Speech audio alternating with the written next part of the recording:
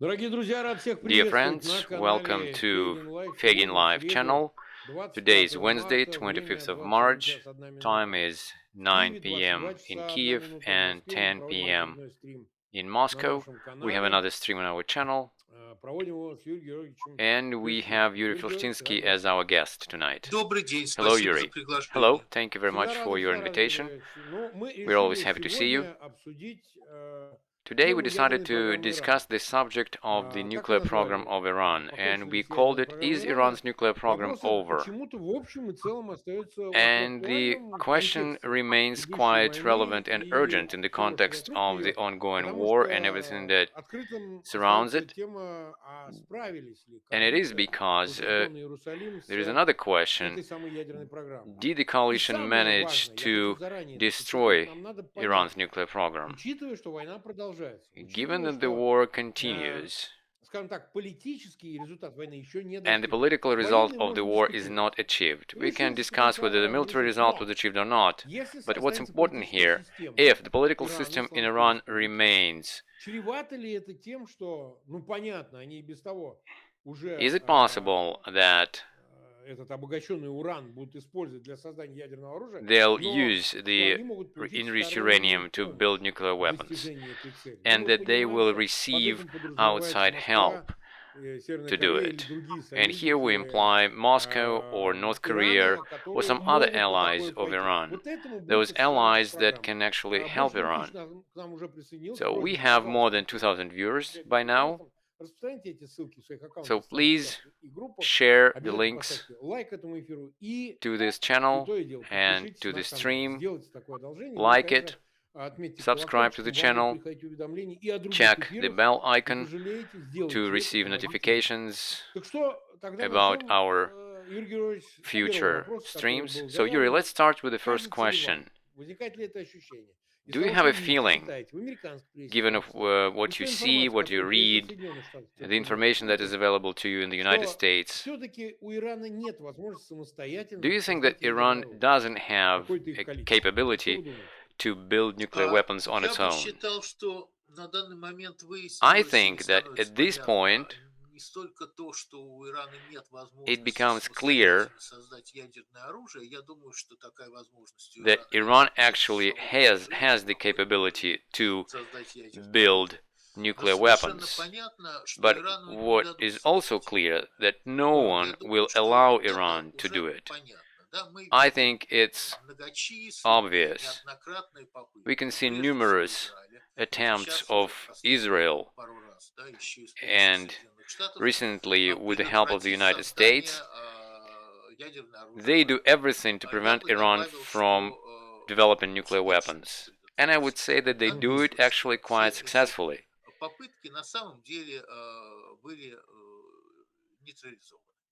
So all the attempts of Iran to do it were neutralized. And here we have two conclusions. First one, if the regime in Iran is not changed, first of all, Iran's leadership will never give up developing nuclear weapons. And the second conclusion is that Iran won't be allowed to develop nuclear weapons, no matter how much they invest into it.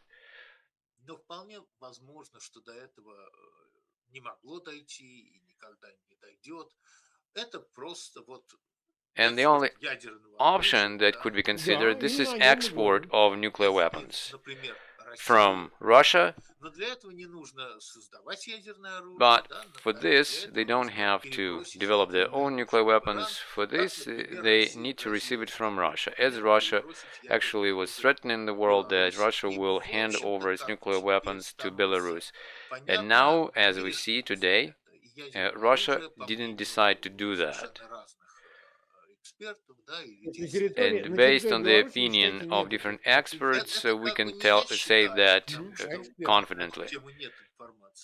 So there's no information about it, but I spoke to different people, experts, and the general opinion is that there are no nuclear weapons in Belarus. At least no one I spoke to actually said that there was a suspicion that there is a nuclear weapon. Sorry for interrupting you, but you know, nuclear weapons are not weapons of direct use. It's more like a political tool.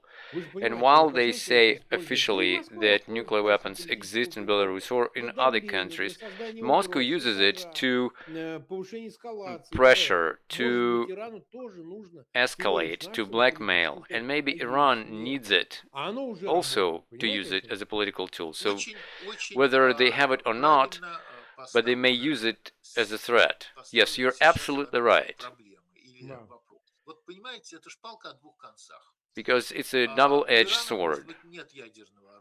Iran probably doesn't have nuclear weapons, and maybe they were far away from making one.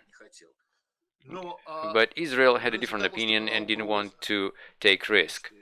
But since there was a risk that Iran may develop nuclear weapons, Iran was attacked. So the same may happen in Belarus. If we knew that Russia transferred nuclear weapons to Belarus, Europe and Ukraine would have to launch a strike on Belarus. The attempts of the rogue regimes to develop their nuclear weapons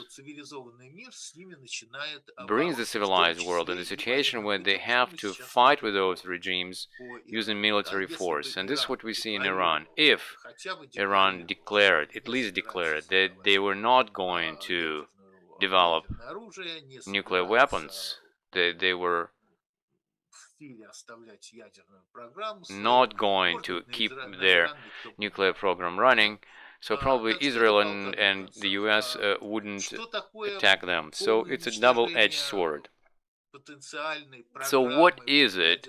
A complete destruction of a potential nuclear program? I don't know what it is. I'm not an expert. I don't know how to answer this question. Is it possible or not? Because after all, nuclear weapons are being built by many countries, and even those countries that are not industrially advanced.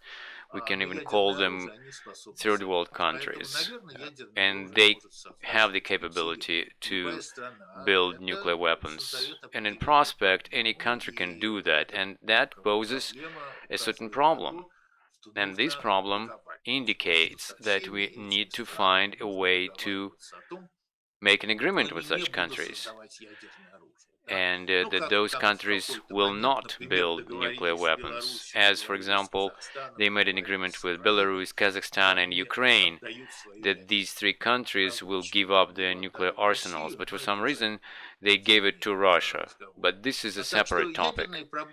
So the nuclear problem will stay with us, and the problem of nuclear weapons will be with us, and that's a constant, and sadly we can't really avoid it.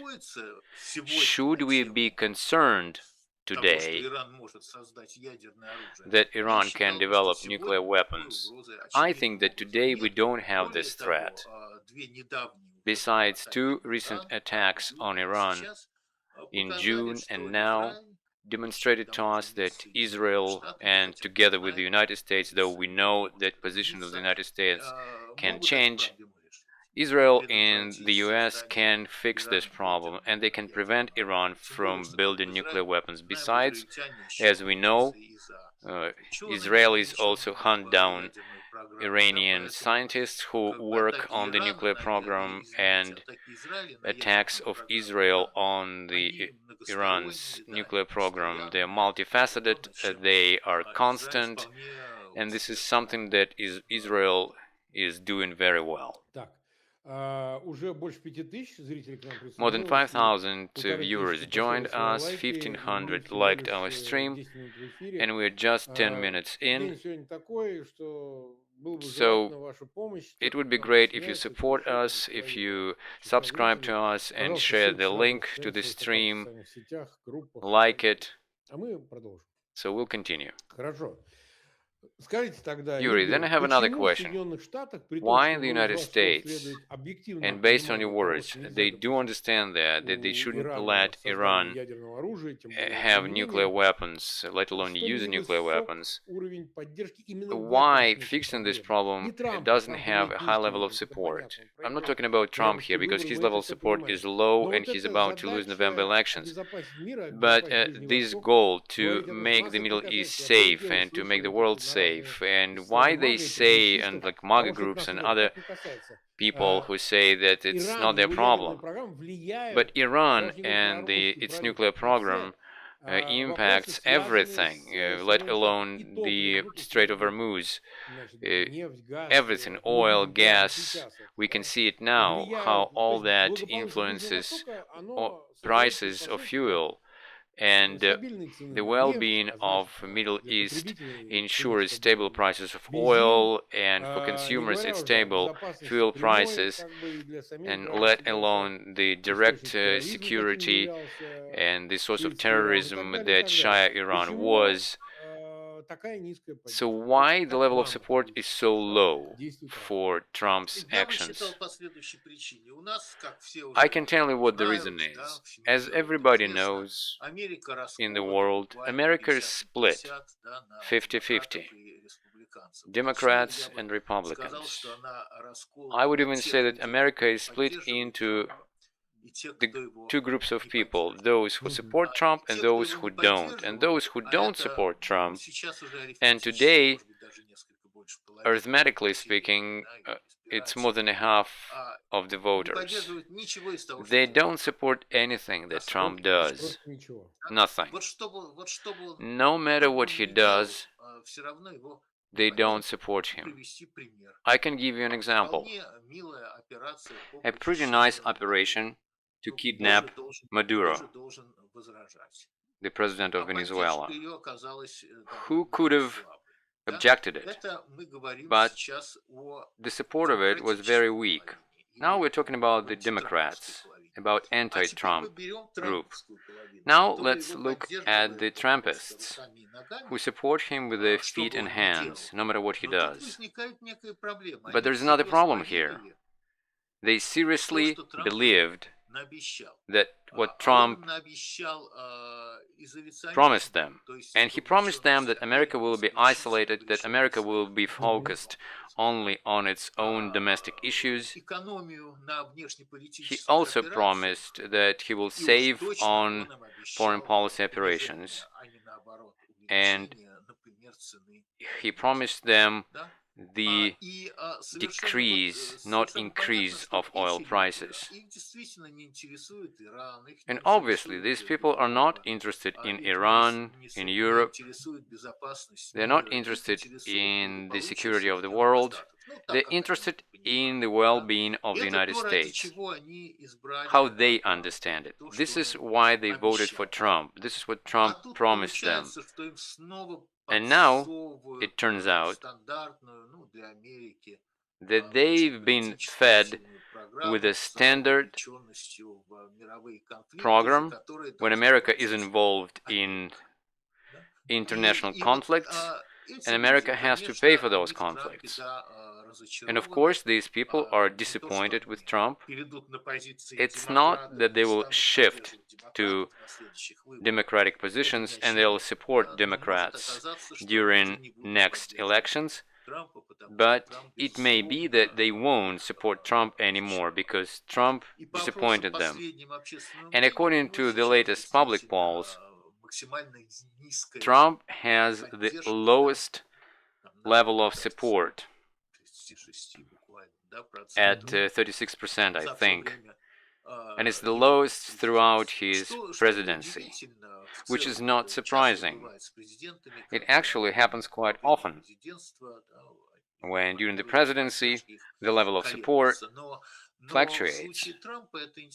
But in Trump's case, it's interesting and important because the November elections are coming, and it may be that because of the lack of support, Republicans may lose their majority in Congress, both in Senate and in the House of Representatives.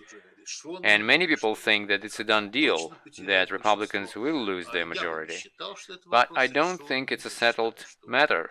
I think that Trump has many ways to fix the situation, so we'll see what will happen. But of course, it's not accidental that we've seen some big resignations of people who supported Trump and they resigned, protesting Trump's actions, especially in Iran's case, that Trump follows Israel's lead, and the right wing of his voters, they don't like it. Okay, good. Then a follow-up question. How do you see this situation? Given what you described and the attitude to his actions in the Middle East, what changes may be in another theater, in the Russo-Ukrainian war, and Trump's role and the role of America? Because as we can see, Moscow is interested in prolonging the conflict. Moscow benefits from it.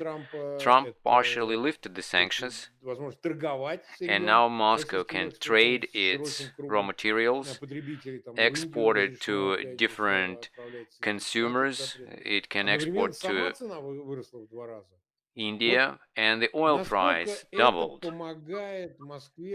So how does it help Moscow continue the war in Ukraine?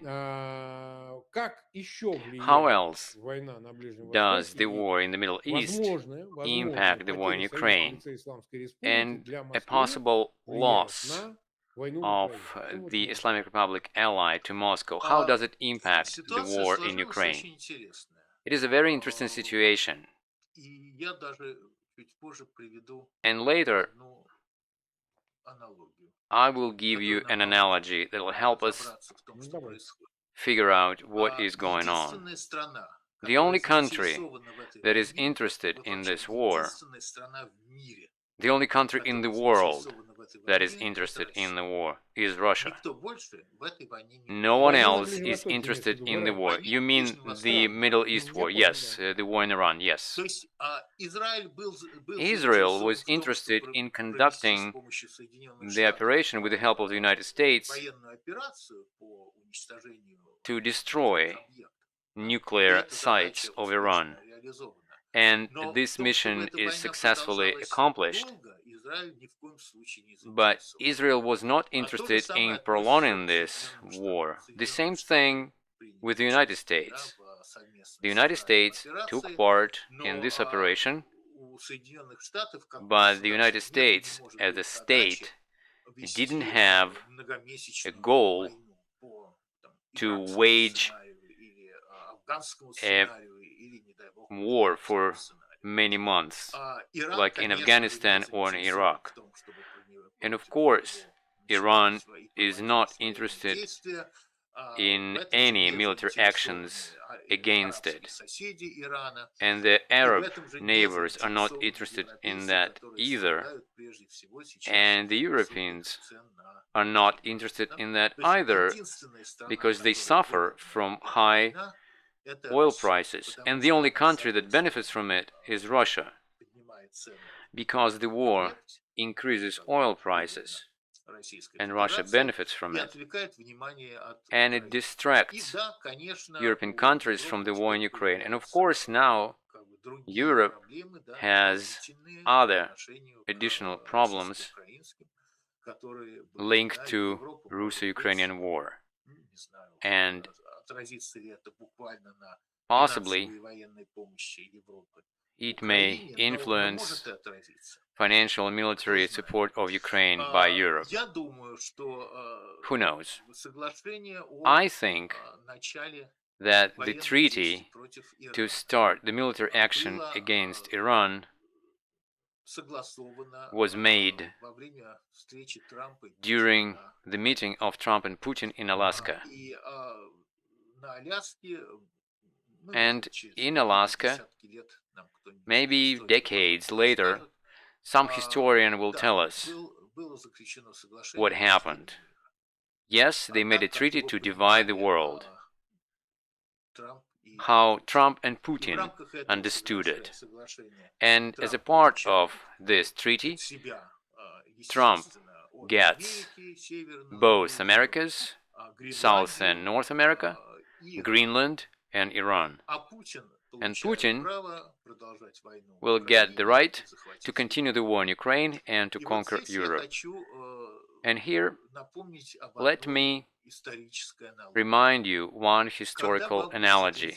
When in August of 1939, Stalin and Hitler, or Molotov and Ribbentrop, when they made those August agreements to divide the world, in fact, that was the treaty to start World War II. Stalin knew very well that signing this treaty with Hitler, he starts World War II. And that was Stalin's goal, to start World War II, so that Germany got bogged in the war in the West, and so that Soviet Union, on the crest of this war, could conquer Europe. This plan wasn't realized, and it was realized only partially because the Americans built nuclear weapons. And Putin, and let's put it this way, Putin's goal is to continue from where Stalin stopped. Putin's goal is to outplay Stalin. Where Stalin conquered only half of Europe, he will conquer whole Europe. It may sound naive or hardly probable, but this is how Putin thinks. Trust me, this is how he thinks. And in order to push Europe into chaos, to get closer to starting World War III, for Putin it was important to explode the Middle East, to make the Middle East front, and he did it with Trump's help. Therefore, Putin was lucky. But maybe lucky is not the right word, because Russia has been working in that direction for many, many years, and it's not a lottery ticket. It's not something accidental. The first time they moved in that direction with Trump had his first term, and especially during his second term. And especially when Trump agreed to start military operation against Iran. As I see it, after the June operation, after they launched airstrikes on nuclear facilities of Iran, from the point of view of destroying the nuclear potential of Iran, there was no need for this war.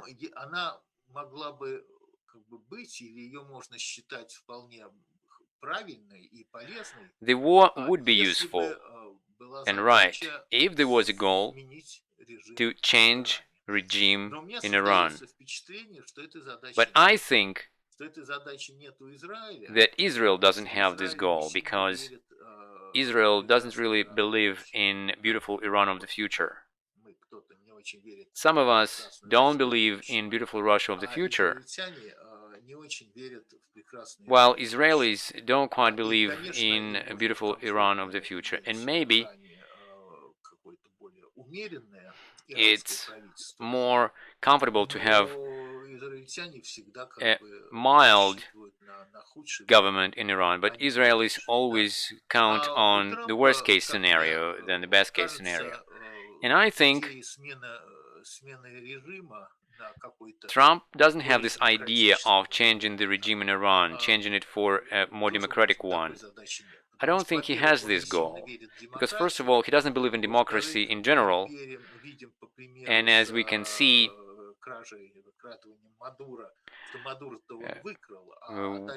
with the example of kidnapping Maduro, because he kidnapped Maduro, but nothing changed in Venezuela.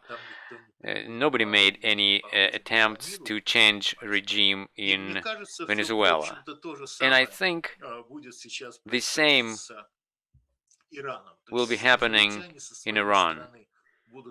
Israelis, on their side, they will be realizing their military goals. They will be removing some military leaders and destroying their scientists and some other elements of nuclear program. Americans will have few options, and partially first one is declared by Trump when he'll say that all the goals are achieved, so we're ready to stop the conflict, and I think it's a possible scenario.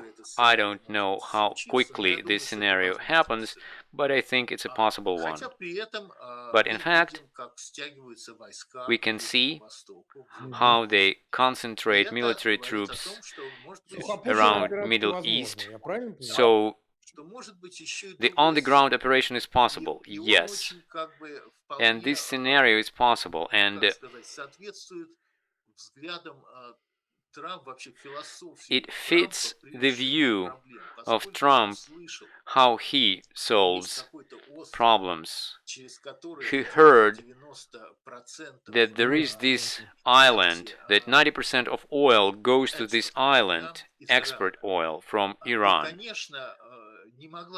And of course, he couldn't help having this idea that anything he has to do is to grab this island, and then you can pump this Iranian oil right into your pocket.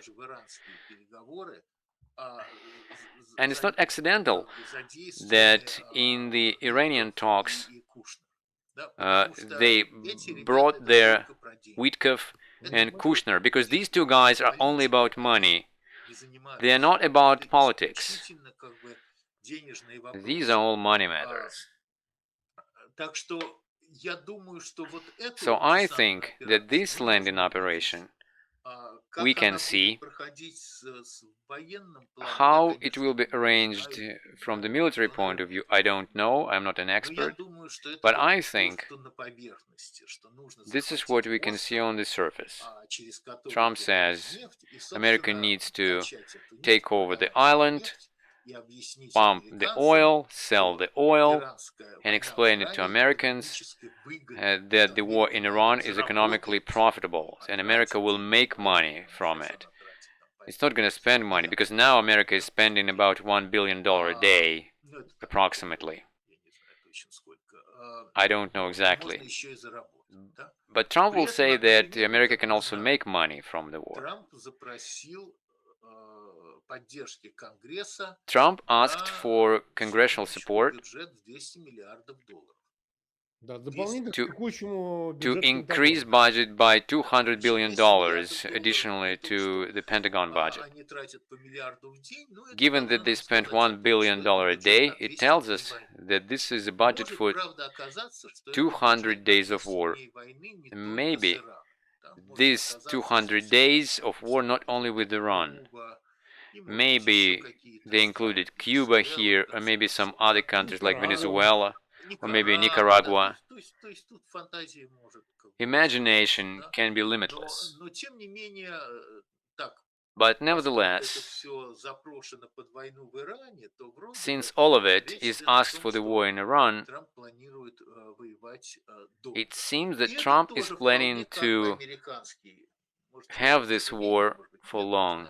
And sadly, this is not only an American way, so to speak, because Americans easily and successfully start wars, and at first everything is going just great, because the American army fights well, and it's the most advanced army in the world, and other things.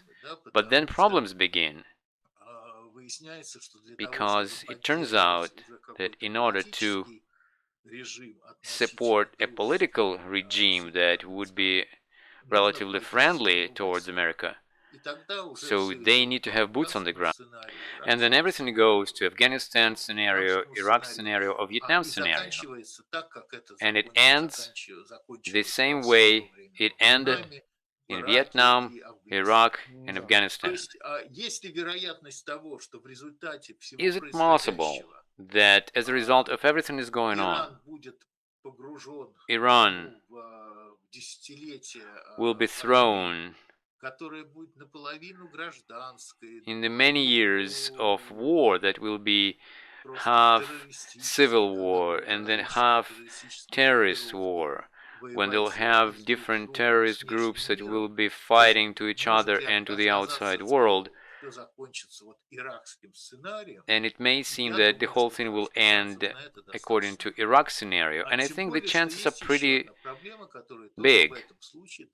And there is another problem that will arise, because it's not clear how much they can actually withhold this problem, and this problem is called Kurd problem. The problem of Kurds, because in fact the idea of a split of Iran is also on the surface, because in Iran there are many Kurds, many Azerbaijanis, and there are Iranians in Iran. And the idea of the split of the country, I think it seems pretty possible for the administration of the White House. The Kurd problem is that the part of the Kurds live in Turkey, and it may explode Turkey and the whole Middle East. The Azerbaijani problem is that Azerbaijanis live in Iran. They're ultra-religious and ultra-conservative. And for the secular Azerbaijan, these Azerbaijanis are a threat and not a lucrative piece of land with Azerbaijanis. And in independent Azerbaijan, they don't always want to build the great Azerbaijan. So the problems that Iranian war revealed may be very serious. They can be long-term. And the main thing is that the current operation is not the end of the Middle East explosion. It may be just a beginning. We've been 33 minutes in, and we still have time, and almost 8,500 are watching us, and 2,600 liked us. And I remind you, subscribe to the channel, Fegin Life.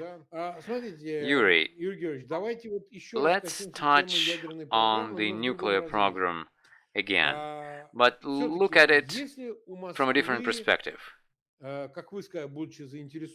Moscow, being interested in continuing the conflict, does Moscow have the interest to destabilize the Middle East through the war in Iran?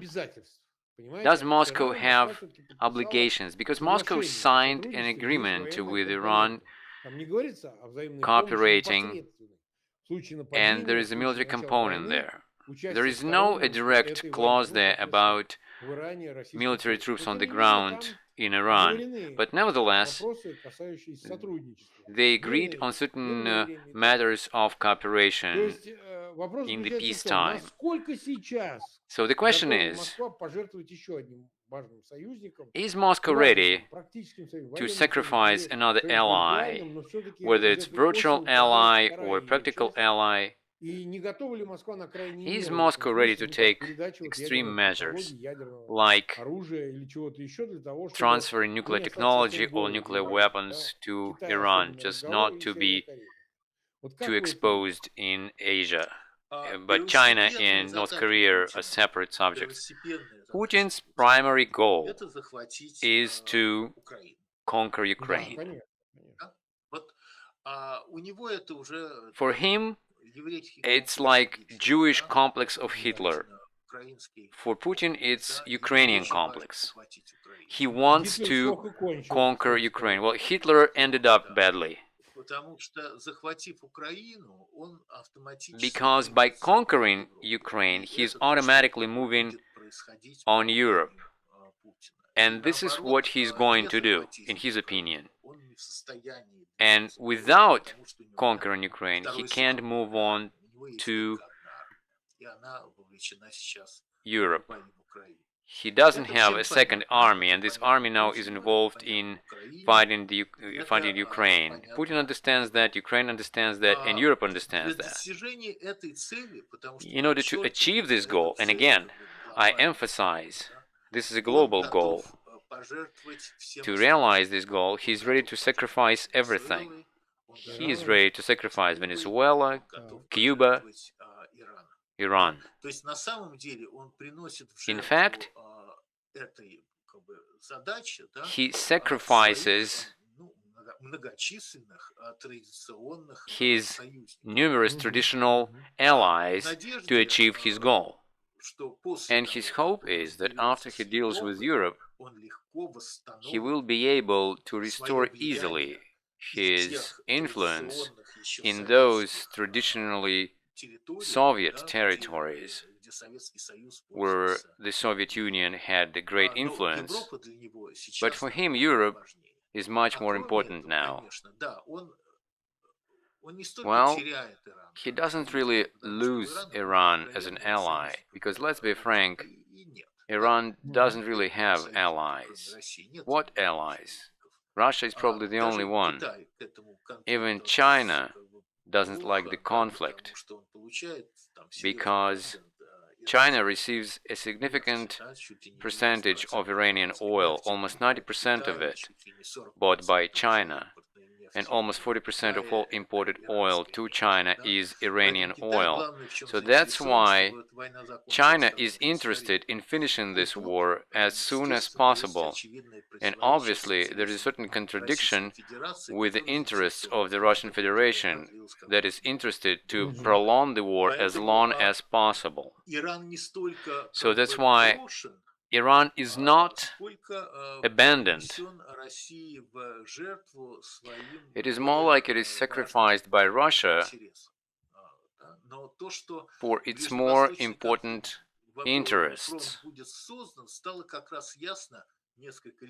It was clear that there will be the second front a few years ago when Russia started its military and political cooperation with Iran, because the point of this military and political cooperation was only in exploding the Middle East, to make the Middle East front. There was no any other goal in this Middle East cooperation for Russia. Saying all this, and I think that after 4 years in Ukraine, of war in Ukraine, clearly Russia, due to many reasons, Russia is not ready to use nuclear weapons,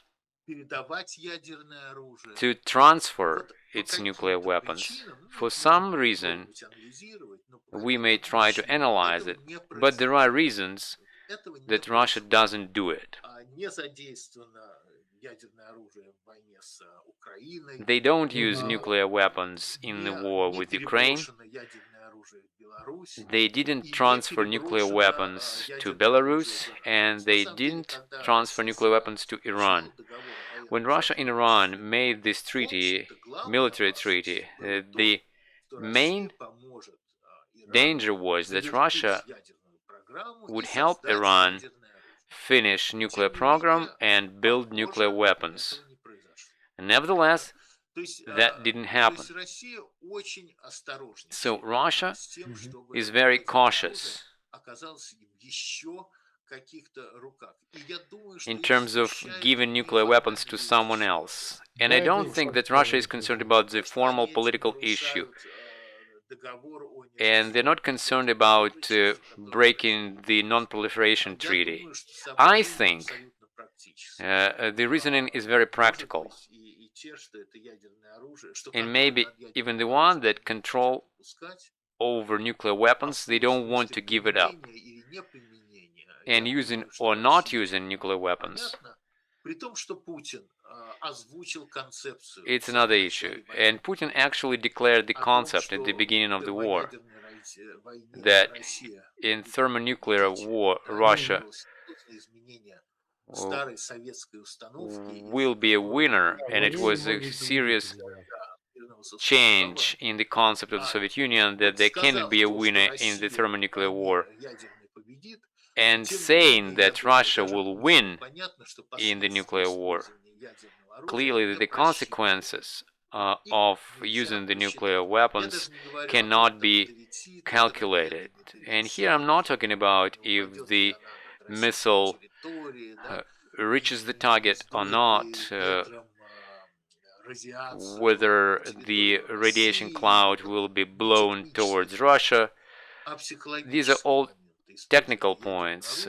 Just the psychological point is very important. It cannot be calculated, and this is what stops Russia from sharing its nuclear weapons. So Russia has enough nuclear weapons, but despite the fact that Putin can't win in Ukraine and can't make Europe stop helping Ukraine, we can see that he is far from the idea of using nuclear weapons, except for bluffing and blackmailing and escalating.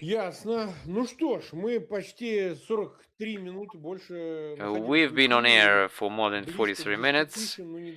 We almost had 10,000 viewers, more than 3,100 likes. And my great request to you, please share the link, like, subscribe to our channel. Yuri, thank you very much. We've discussed all the aspects, and more or less we see what's happening. Let's wait and see what's happening with the situation, and if we have new developments, we get together again and we discuss it. So thank you. Thank you for your attention. All the best.